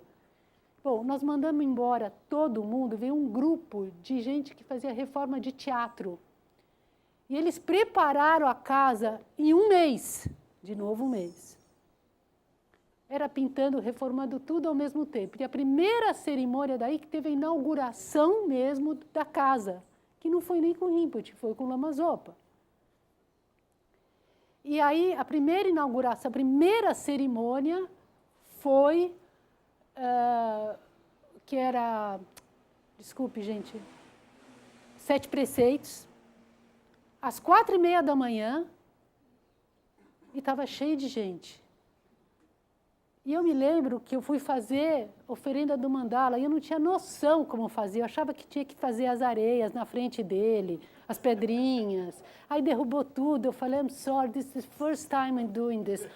Aí o Lama Zopa caía na risada. Tinha toda uma inocência, gente, que era um absurdo. Bom, o fato é que Lama Zopa veio e quando terminou, eu, então, quis ir, terminou, concluiu, ele foi para o Rio, abriu o primeiro centro no Rio, e eu soube que o Rinpoche ia voltar para a Índia, e essa vez, então, ele falou que era para eu ir com as crianças.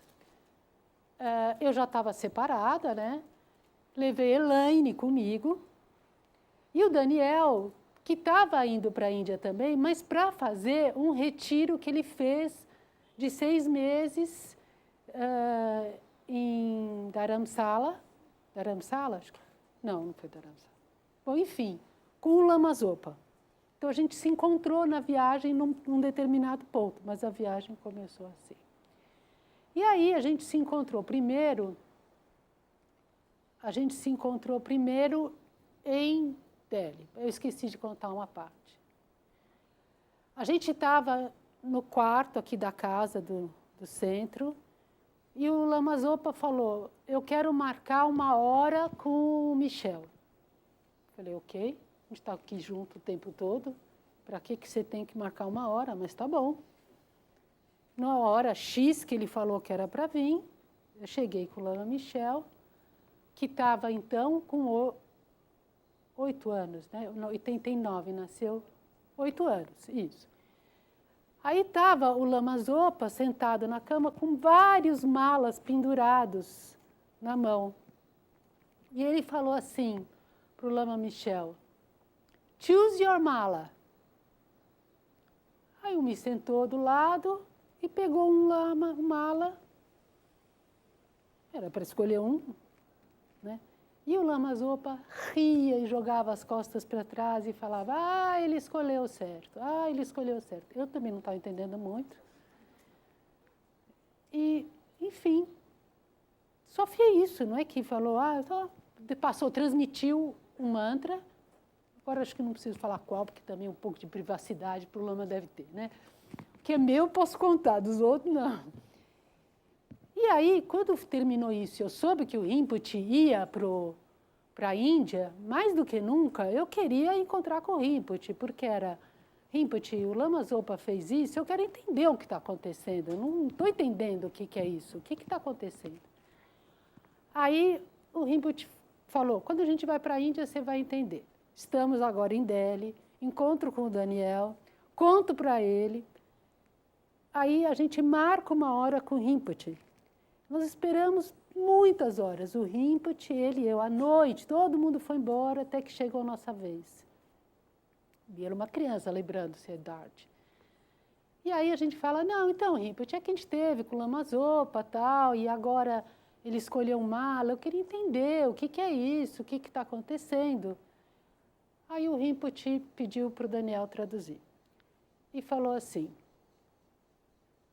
agora nós vamos fazer uma viagem e você vai para o monastério onde você vai ver muitos Rinpoches, crianças como você.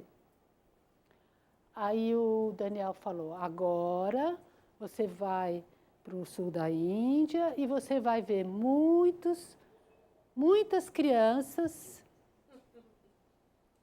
Não, ele fez assim, muitos Rinpoches que são crianças como você, ficou criança. Aí o Rinpoche corrigiu, porque ele viu que não deu efeito. Aí saiu de lá, eu lembro dessa cena. O Mija, acho que talvez já estivesse meio dormindo, a gente daqueles rickshaw de tuk-tuk na Índia, né? Aquela cena índia à noite, e a gente conversando, Daniel. Então ele é a reencarnação de um lama mesmo. O que vai acontecer com isso? Parou? Não, então ele é a encarnação de um lama. O que a gente vai fazer com isso? O que é isso? Porque se teve essa história, porque começou uma história meio assim de trás, né, do Lama Zopa. Bom, tudo bem, vamos para essa viagem, vamos ver o que acontece, né? Aí fomos para Cera. Quando chegou em Cera, no caminho nós passamos por essas grutas de Kanieri Caves, que era onde os Mahasiddhas meditavam. E aqui tem essa foto do Lama Michel, e que eu estava falando para ele quando ele viu a foto. Eu falei, o Lundo, porque depois eu trouxe ele para o Brasil, ficou um tempo com a gente, está fazendo pose. A Fê está mais que natural, desconfiada de tudo, né? O que nós viemos fazer aqui, né? O Lama Michel, ele falou, estava fazendo pose. Eu falei, mas olha a tua pose e olha a pose do outro. Né? Bom, passamos por essas grutas. E continuamos viagem. Não vou contar muita coisa aqui para a gente seguir em frente. Passamos por Cera. Foi, no final, no último dia, ele pediu para mim uma roupa de lama. Aí eu falei, Rinpoche, ele quer uma roupa de lama. Aí ele falou, mas assim pronto não dá. Eu falei, eu vou ver lá na lojinha. E fui, mas isso assim, com o ônibus, todo mundo pronto para ir embora. Aí eu fui numa lojinha correndo, cheguei lá, tinha uma roupa de lama, trouxe. O Rinpoche admirado falou, yes, ok. Aí a cena, gente, maravilhosa, maravilhosa. Era do Lama Michel, exausto, exausto, no ônibus, meio jeans e a jaqueta de lama em cima, chorando de emoção que estava indo embora.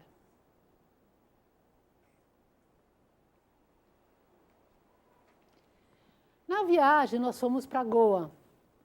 Lembra Goa? Voltamos para Goa. E lógico que tinha esse lado praia, com Rinpoche, né? Tudo muito assim, muito à vontade. E teve essa noite que a gente estava conversando, todo mundo rindo, fazendo uma festa, fazendo uma bagunça, e o Lama Michel quieto, quieto, quieto. Aí chegou uma hora que ele falou para mim, eu quero fazer uma pergunta para o Rinpoche. Falei, tá bom. Qual é a pergunta? Pergunta para ele, se um lama quiser deixar de ser lama, o que ele faz? Falei, Rinpoche, is possible if it's a lama, né? Ele falou, yes, possible. Ele tem que encontrar um outro lama que libere ele de ser lama. Tá bom, essa foi a conversa, acabou a conversa. Continuamos viagem. E aí nós estamos indo para Elora, a janta e Elora. E Elora foi construída, né, no século V e XIII, que tem 12 grutas budistas, 17 hinduístas e 5 janaístas, e todas na pedra. E a gente está nas grutas, e o Rinpoche está sentado na frente do Maitreya, né? E pela primeira vez, o Rinpoche transmite para a gente, tomando refúgio em sânscrito. Então, a gente pode fazer junto. Quem puxa? Buddham Sharanam Gacchami Sangam Sharanam Gacchami Dudhyam Sharanam Gacchami.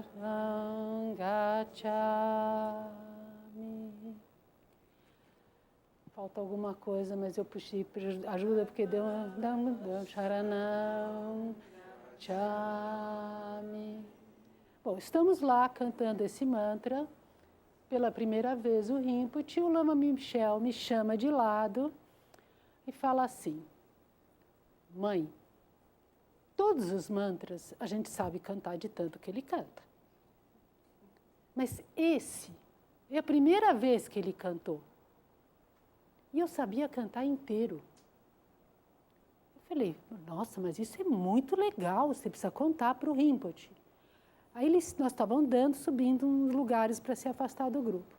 Aí ele segurou minha mão com força e falou, você não faça isso, porque aí ele vai saber que eu sou um lama e eu não quero que ele saiba.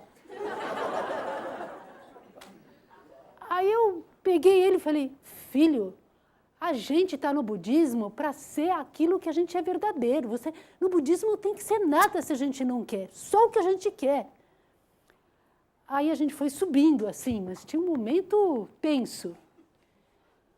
Aí a gente chegou numa gruta, que é aqui em cima, essa parte lá de cima, e eu olhei para longe, e aí me caiu um choro. Por quê? Quando estava lá na Ilhabela, a primeira vez, eu tive um sonho, que eu estava numa gruta, que tinha esse terraço reto, que tinha uma vista muito longe, e tinha um pôr do sol, um céu maravilhoso, e eu dizia para mim, eu não posso me esquecer que eu já vi algo tão belo. Foi o sonho. Quando eu cheguei lá e eu vi o sonho, a gruta de pedra, eu falei, a gruta do sonho.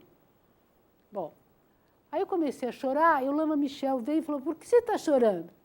Aí eu contei o sonho. Aí nós dois começamos a chorar juntos, e ele falava, mãe, se você teve esse sonho e eu sou um lama, é porque a gente está juntos há muitas vidas. Nisso, chorando mais uma vez, enquanto com vocês, né? Aparece o Rinpoche.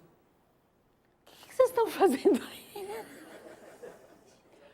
Aí nós dois chorando, explicando rápido o sonho, a pedra. Aí o Rinpoche falou assim, very good. Just remember past life. Enjoy, enjoy.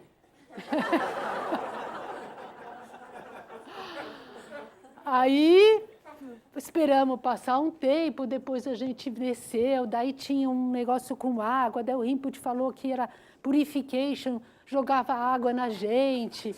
Bom, terminou isso aí, eu falei, cara, chega, agora vamos para casa fazer lição de matemática.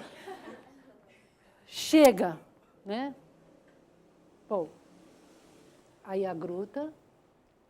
Aí no dia seguinte a gente vai para a janta. A janta eram as grutas, agora aqui, ó, século II a.C., eram as grutas secretas, né? E aí estamos já, muito calor, diga-se de passagem, estamos andando pelas grutas, tudo, e uma hora a gente para, olha como era dentro. Gente, esses lugares imperdíveis. Aí, uma hora, a gente entra nesses quartinhos aqui, que tinha uma cama de pedra com formato de travesseiro, uma de cada lado. E aí, eu deitei numa cama, ele na outra, né? E eu brinco, vocês me conhecem? Brinco. Ah, aqui era o nosso quartinho. Não, já que nós éramos da vida passada, vamos brincar de casinha, né? Esse aqui era o nosso quartinho. E ele não responde. Eu falo, filho? Ele não responde. Eu olho, ele está assim. Falo, filho, o que está acontecendo? Você não está entendendo, você não está entendendo. Minha cabeça vai estourar, minha cabeça vai estourar. Eu falei, filho, senta, abre os olhos.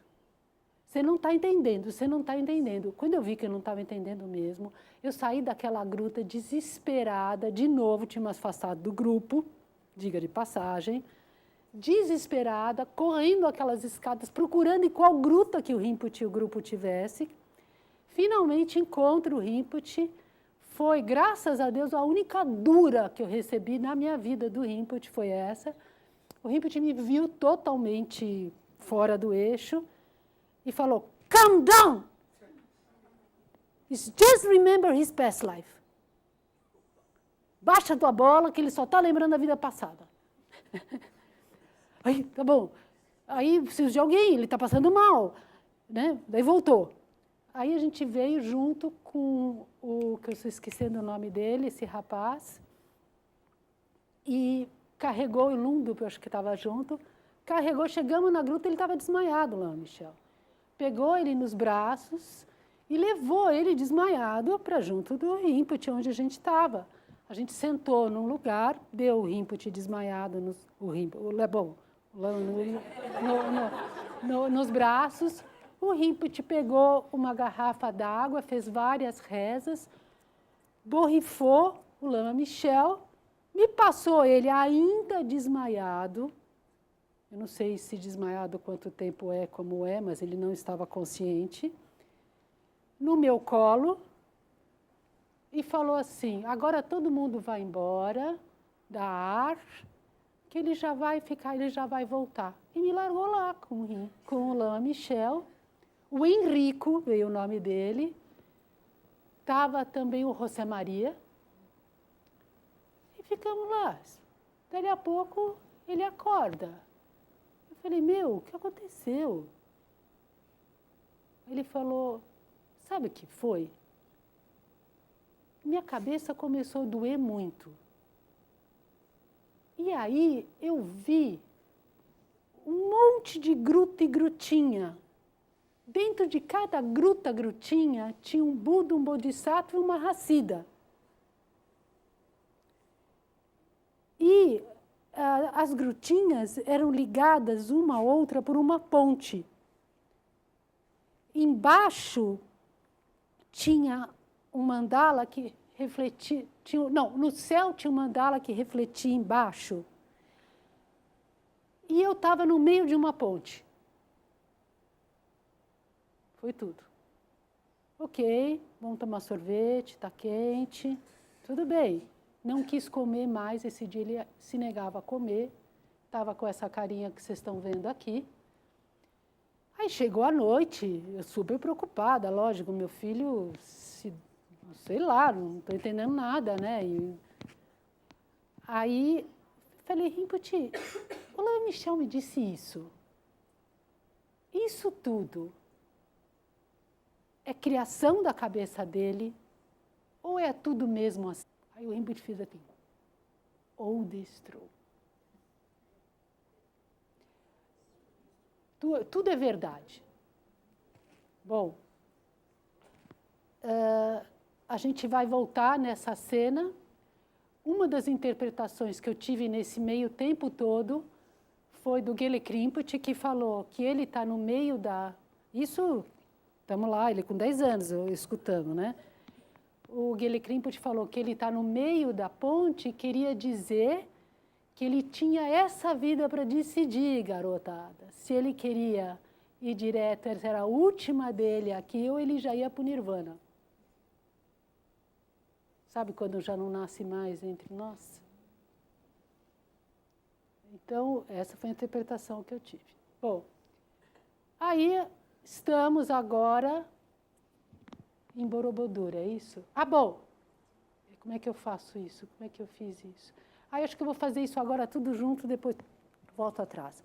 O fato é que quando o Lama Michel me disse, quando eu soube que o Lama Michel ia ficar no monastério em Sere, que não ia voltar comigo para o Brasil, o Alexandre, grande amigo meu, falou, por que a gente não volta para aquelas grutas que você contou aquela história?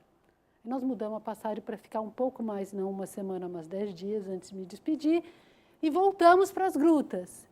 E quando chegou nas grutas, a gente subiu num lugar da frente disso, e aí eu vi que tinham as marcas brancas das águas. Isso é raro, isso é só na internet que eu achei, nunca vi água, das monções. E eu comecei a olhar os restos das pontes que não existiam mais. E que, se, portanto, tinha água, refletia o céu. E era tudo muito sem nenhum esoterismo. Foi daí que eu perguntei, mas de quando que é isso aqui? 200 anos antes de Cristo. Eu falei, meu filho, pode ir para o monastério, porque não vai dar para você estudar no Caravelas.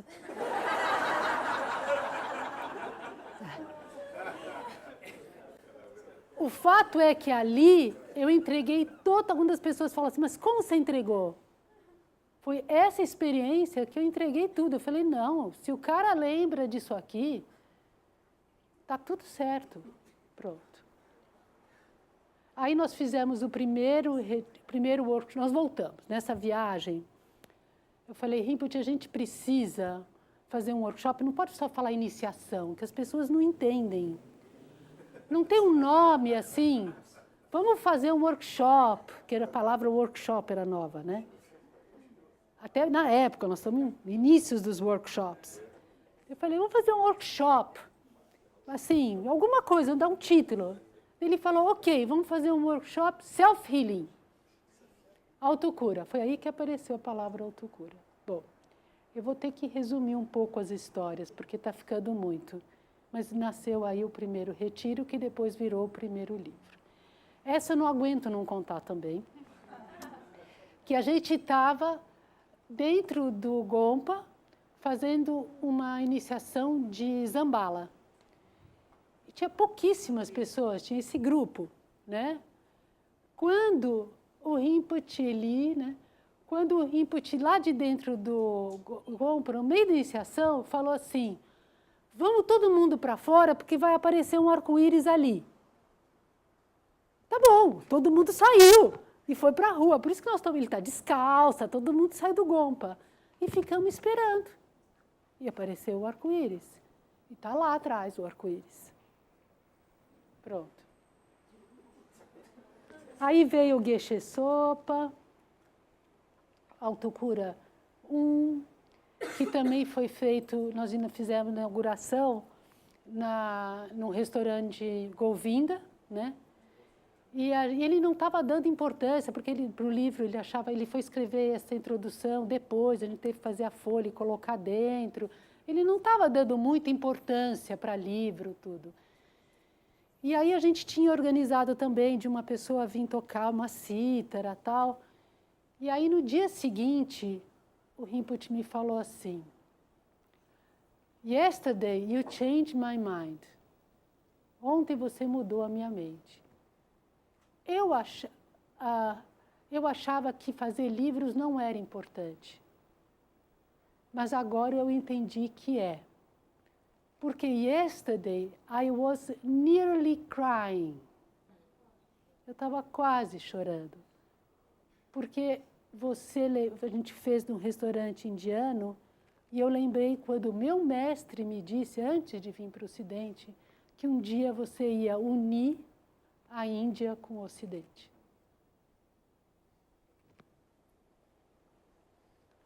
Bom, aí Lama Michel vai a primeira vez para o Tibete. Ainda não tinha essa história de lama, era tudo assim, a gente sabia disso, ele voltava para a escola, continuava a vida, né? E aí o Rinpoche me fala assim, Lama Michel must come to Tibet. Eu falei, ok, ele tinha 10 anos, né? Falei, ok, mas tipo, lógico, preocupado, uma mãe, um filho de 10 anos vai mandar o filho para o Tibete, né? Férias escolares, né? Aí ele falou para mim assim, o Lama Michel é um cristal puro. Se você deixar ele na merda, ele vai ser merda. Você precisa deixar ele limpo.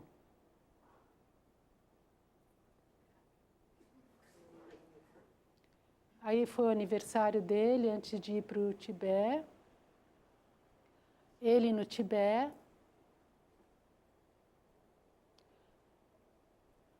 Aí a gente continuou nossas atividades aqui. Teve Chaktu Rinpoche, que depois abriu, nós que trouxemos o Chaktu Rinpoche primeira vez, depois ele abriu um centro lá. Teve também o Lama Segyo, que primeiro foi Antônia, depois Lama Shakya, também fez várias atividades, depois abriu os seus centros. Isso para vocês verem quantas coisas nasceram aqui, né? A gente fez a autocura no átrio do Shopping Morumbi, todo mundo dançando autocura, quando a autocura surgiu, em 93. Se vocês quiserem as histórias dos livros, vocês podem ver todos esses, isso no YouTube, que tem o Rinpoche contando cada livro. A gente fazia autocura na praia. Aqui tinha depois o Francesco, o Dr. Loza, veio o Claudio Tipulo, a gente fazia o Tulane. Começamos a fazer os nossos retiros pessoais. Não, vou chegar lá. Ele tinha 12, mas vou chegar lá. Aí, tem aqui várias fotos de vários lamas que nos visitaram. Em 93, tem a primeira fundação. Gelek Rinpoche vem para cá, que para mim, assim, eu tenho uma conexão muito forte com o Gelek Rinpoche. Quem tiver a oportunidade de escutar as coisas dele, mas uma das coisas que é uma frase muito boa que está no oráculo, é preciso ter experiências positivas para querer repeti-las, e Gelek Rinpoche é muito firme, né? E aí ele sai com essa frase: não apague o seu interesse pela vida, mas encontre um significado para ela. Deixe de viver como um zumbi embriagado por uma overdose de atividades externas e resgate sua dignidade de ser humano. Ele fez a iniciação de Yamantaka.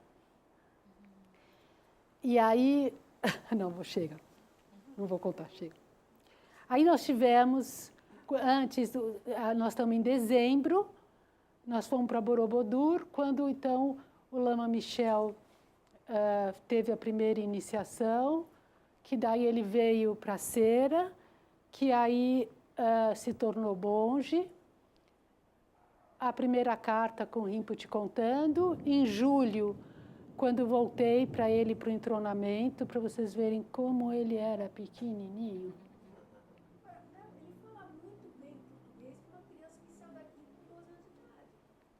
Ele teve um período, umas aulas de português, matemática, ainda tinha um período lá. Mas eu acho que ele tem mesmo uma habilidade para todas as línguas. Aqui, olha, o dia do entronamento, né?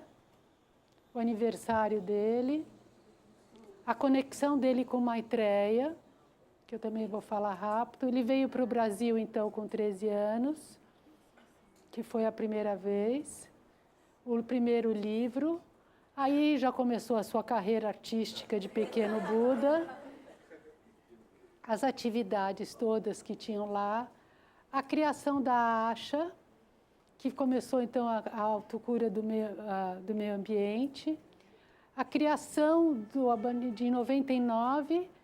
do Healing Center, e aí teve as relíquias, e nós estamos em 2002, quando eu finalmente conheci o Pete, que quem me trouxe o Pete na minha vida foram as estátuas, que eu tive um sonho que minhas estátuas estavam chegando no Vida de Clara Luz, e elas me falavam, quando a gente chegar, tudo vai se abrir.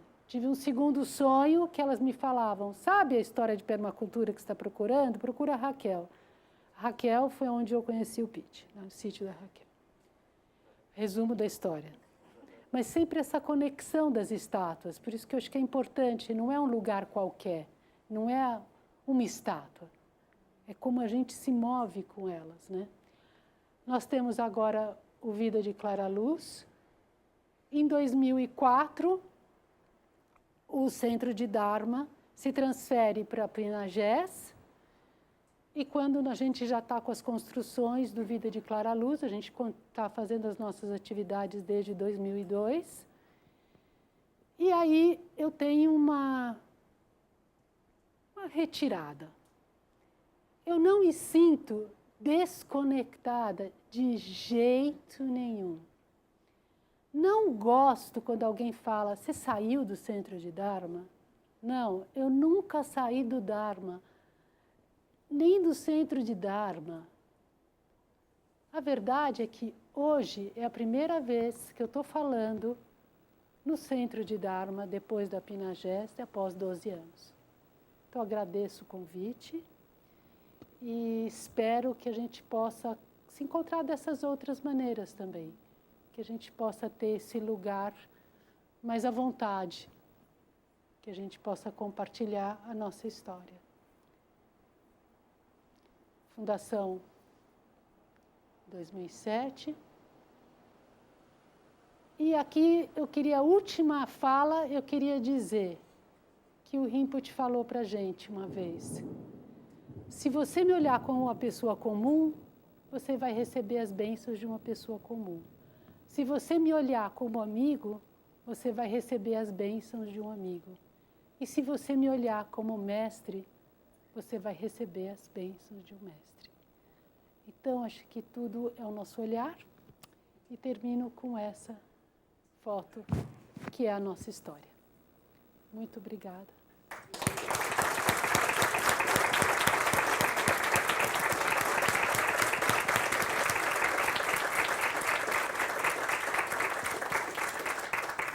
Gostaria de saber se alguém tem alguma pergunta.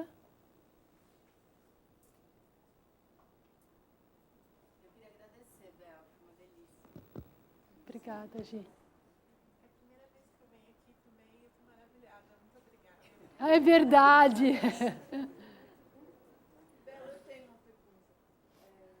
Eu já perguntei isso para o Daniel uma vez em uma das reuniões da fundação.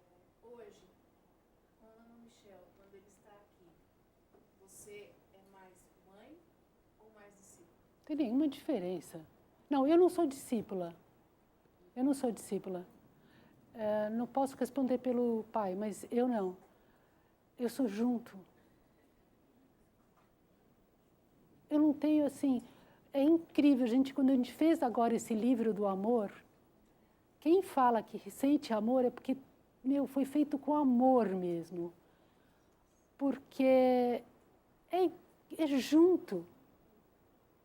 Meu mestre é Lama Ganche Rinpoche. Mas tudo eu sou mais simples. Assim, eu ainda falo aí Lama, normal para mim.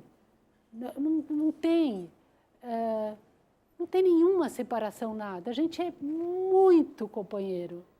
Muito companheiro. Não existe nem saudade. Se eu disser para vocês que ontem ele sacaneou comigo, agora é uma mais íntima ainda, que sempre quando vai embora, tchau. Eu falei, ai, nossa, maio parece longe essa vez. Ele falou, vai para Borobudur. Eu falei, Borobudur parece tão longe também. Aí, quando a gente foi embora, ele olhou profundamente nos meus olhos com amor. Eu falei, você não sacaneia comigo, cara. Que ele não faz isso. A gente se olhou com muito amor.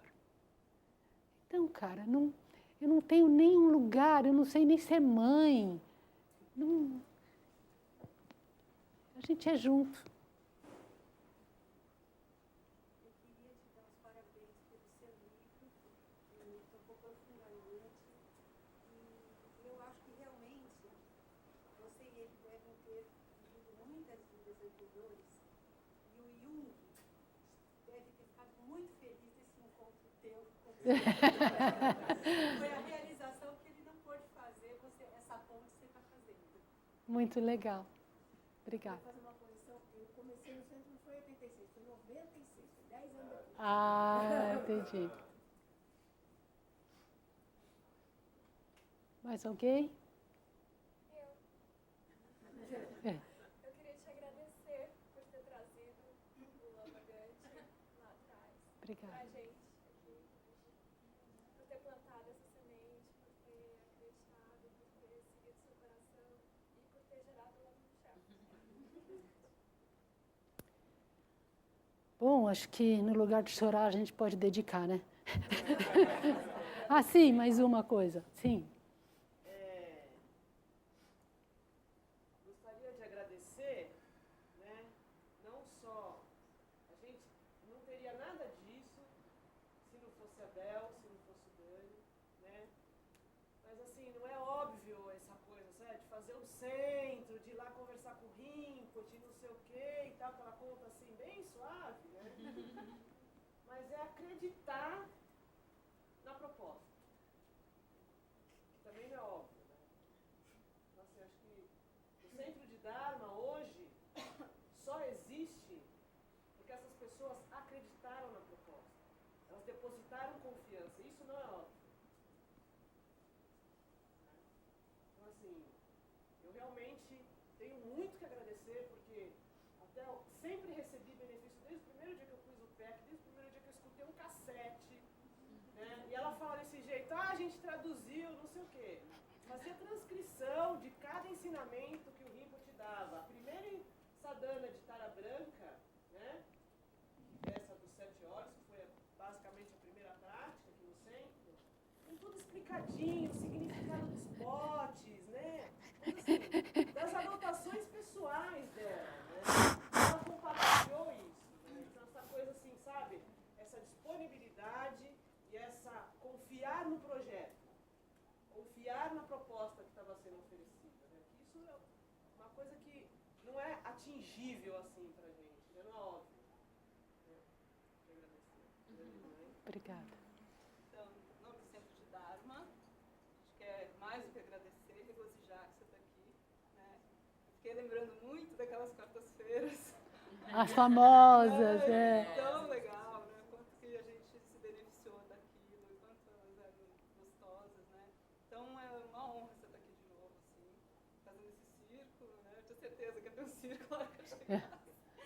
E acho que, né, faço as minhas palavras as da Simone, e que não é mesmo óbvio, a gente sabe o quanto você cuida, então pra gente, né, quem talvez não veja a Bel no dia a dia aqui, ela realmente está sempre como centro em tudo que o centro faz, ela acredita em tudo, tudo ela ajuda, né? Tudo ela, se a gente tem alguma história, algum arquivo, alguma foto, é por causa da Bel. Quando precisa também, pede pra Bel.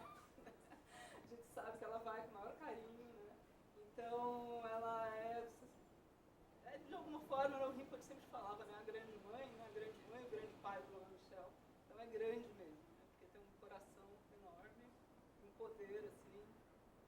Então, é singelo, mas acho que é só pra... Opa, tô presa. Simbolizar, assim, porque, né? Acho que tem tudo a ver com tudo Obrigada, isso. querida. Obrigada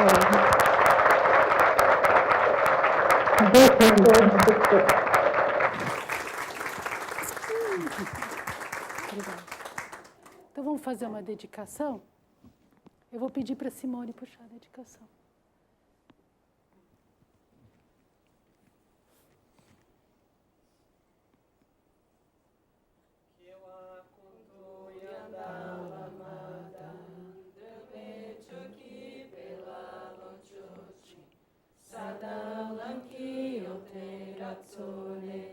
Doje chanki compagno tosho, modele sentele, ime guyandele shi, nitse taktu dele pe, kuncho sunki jingilo, kuncho sunki modruso, kuncho sunki trashisho.